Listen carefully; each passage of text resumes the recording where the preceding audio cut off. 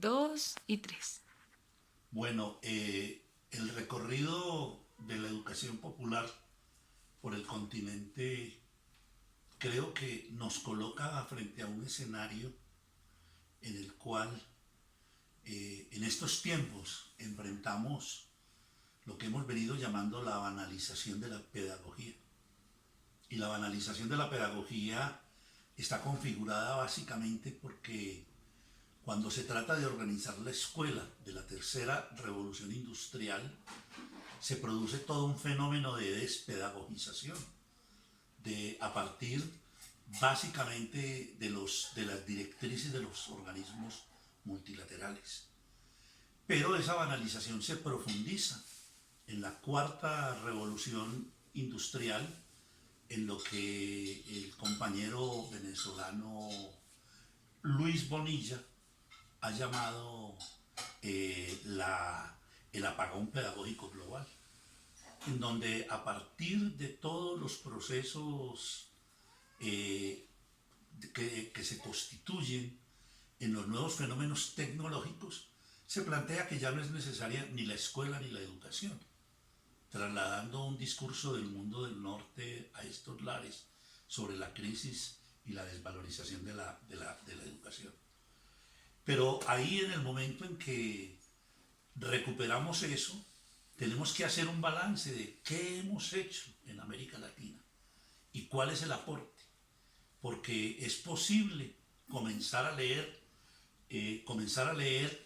en clave de el acumulado que tenemos, no solo en la educación popular en el sentido freiriano, sino en las pedagogías de la decolonización, también en el horizonte de la educación propia, que tiene una matriz de educación popular, pero se desarrolla con fuerza para comunidades indígenas y originarias. Y lo mismo que todo el planteamiento de la propuesta de la, toda la educación que se ha venido desarrollando desde el buen vivir, lo mismo que lo que pudiéramos llamar lo que el movimiento Sin Tierra de Brasil ha llamado un poco estas pedagogías de la tierra, que llaman algunos, y que tienen otros variados nombres. Entonces, podemos decir que en mi devenir en todo ese movimiento, creo que me ha acompañado primero una insistencia en introducir la investigación en la educación. Desde las primeras experiencias que tuvimos en la costa atlántica acompañando al movimiento campesino colombiano, en donde intentamos construir unas escuelas para el movimiento campesino. Allí trabajamos una propuesta que se desarrolló de la investigación y la investigación en la escuela. Al comienzo, pues en esa mezcla de Freire, Freinet, algunas de las Macarenco, pero luego se fue consolidando con una vertiente mucho más latinoamericana. Entonces, digamos que esa línea de la investigación a la educación, que creo que es un gran aporte de lo que hemos venido trabajando, se consolida en lo que más tarde va a ser ya la investigación como estrategia pedagógica, que es una propuesta que logra entrar al Estado, un Estado que tampoco está interesado en estas cosas de la discusión, que se desarrolla al interior de conciencias durante 7, 8 años y logra consolidarse.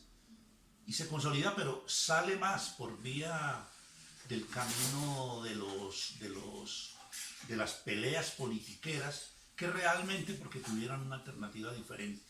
Aunque hacen el esfuerzo de introducir el STEM como política.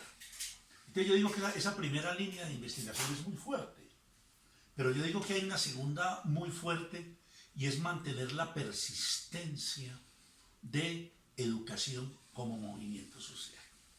Y creo que eso ha dado una marca a todos los lugares donde hemos transitado. Creo que es muy visible en toda la experiencia del movimiento pedagógico colombiano es muy visible en toda la experiencia de la expedición pedagógica colombiana, es muy visible en toda la experiencia de la movilización social por la educación. Es decir, la educación no puede ser el resultante de un conciliábulo de sabios ni de tecnócratas. Es el lugar central de los movimientos para colocar su vida en el sentido de qué es lo que hay que construir. Por eso pudiéramos decir con fuerza que el gran aporte ahí es que la educación es parte del movimiento y es parte del movimiento de los pueblos por su liberación. En ese sentido, la pedagogía se hizo política. Y la pedagogía se hizo política y ahí todas las propuestas en las cuales hemos navegado ha hecho que la pedagogía, al hacerse política, tenga que dar respuesta no solo a los contextos. Por eso hoy estamos hablando de geopedagogías.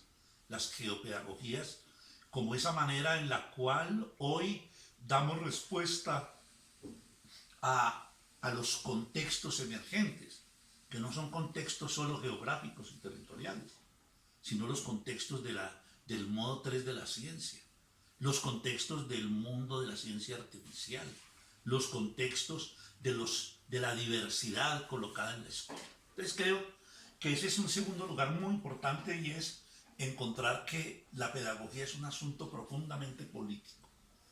Y hay un tercer elemento que me parece que ha sido fundamental en todo este periodo y es la manera como fuimos construyendo con mucha otra gente. Todo esto ha sido una construcción colectiva. Uno ahí termina siendo de pronto un notario de la gente que ha ayudado a hacer esos procesos y por las posibilidades de uno o por sacar el tiempo y la disciplina, uno termina siendo la persona que se visibiliza, pero son unos procesos sociales.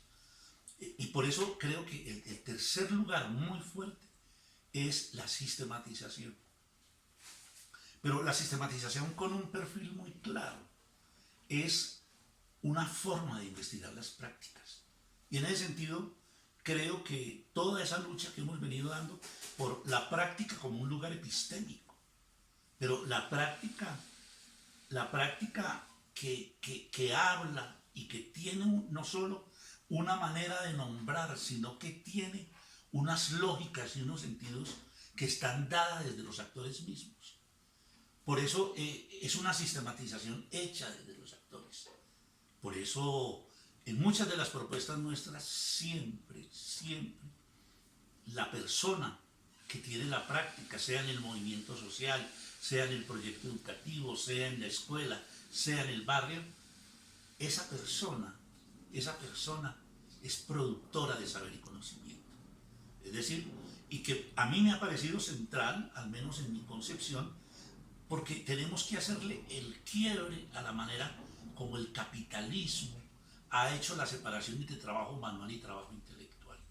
Y la sistematización, al devolverle un lugar a la práctica, y esa práctica como productora de saber y conocimiento, construye una cantidad de sujetos que se hacen productores de saber y conocimiento, y que rompe esa separación de los campos, como si existiera un campo intelectual y existiera un campo práctico.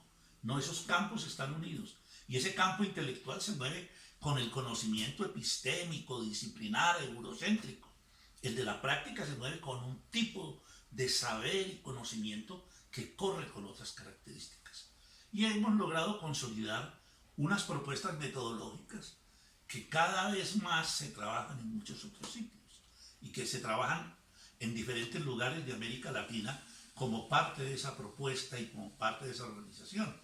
Cuando uno cree que ya el librito ese ya hay que superarlo, la gente lo sigue pidiendo y lo sigue publicando en otros países como un referente. Ese de la sistematización empodera y produce saber y conocimiento. Y hay un elemento que también es muy importante, es que la educación es un acto colectivo y en todos los lugares donde hemos ido hemos logrado construir comunidades. Nosotros decimos que tenemos 6 tipos de comunidades en los procesos en los que estamos. 1, una comunidad de práctica. 2, una comunidad de aprendizaje. 3, una comunidad de saber derivado de esa práctica. 4, una comunidad de conocimiento, en el sentido de que no estamos peleando con Occidente ni con el eurocentrismo, pero le estamos pidiendo un respeto epistemológico, al reconocer que hay una episteme propia del saber y de la práctica, y hay una episteme propia del conocimiento y de los procesos disciplinarios, más de tipo eurocéntrico. 5, hay una comunidad de innovación, es decir, estamos retados no solo a transformar el mundo y a recrear el mundo, sino también a darle respuesta para poder manejar esa tensión entre ser ciudadanos y ciudadanas del mundo, pero también hijos e hijos de la aldea. Es decir, no podemos seguir haciendo la educación que nos propone el Banco Mundial, pero solo va a ser posible por esas comunidades. Y la 6ª comunidad es la comunidad de transformación. Es decir, desde América Latina, por más que bebamos discursos que nos invitan al fin de la escuela, la necesidad de la escuela como un lugar fundamental de democracia y de cultura sigue siendo fundamental para un país como el nuestro, que tiene los índices de desigualdad más grandes, el tercero más grande del mundo, el segundo del continente, que tenemos la concentración de la tierra, el índice Gini más alto en el mundo, 0,88 en concentración de la tierra, que tenemos una pobreza que solo se aparece superada cuando cambian las cuentas del DANE. Por eso esa comunidad de transformación es fundamental. Entonces, yo diría que tal vez lo más importante de lo que hemos vivido es que hemos mantenido vivo el proyecto de transformación y lo hemos mantenido vivo actualizándolo,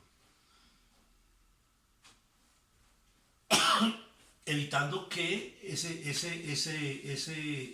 transformación sea simplemente una modernización de la educación. Entonces, yo les decía hace poco en un seminario internacional, les decía, estos últimos 20 años que tuvimos por primera vez en 200 años, 10 gobiernos progresistas, fueron maravillosos para este continente, porque se mostró que se podían hacer cosas distintas, pero también que nos equivocamos mucho. Pero ante todo es un tiempo maravilloso y la educación popular nunca creció tanto como en estos últimos 20 años. Y yo me siento orgulloso de pertenecer a esta generación que hemos empujado esta transformación de la educación y la seguimos peleando aún en la 4ª revolución industrial.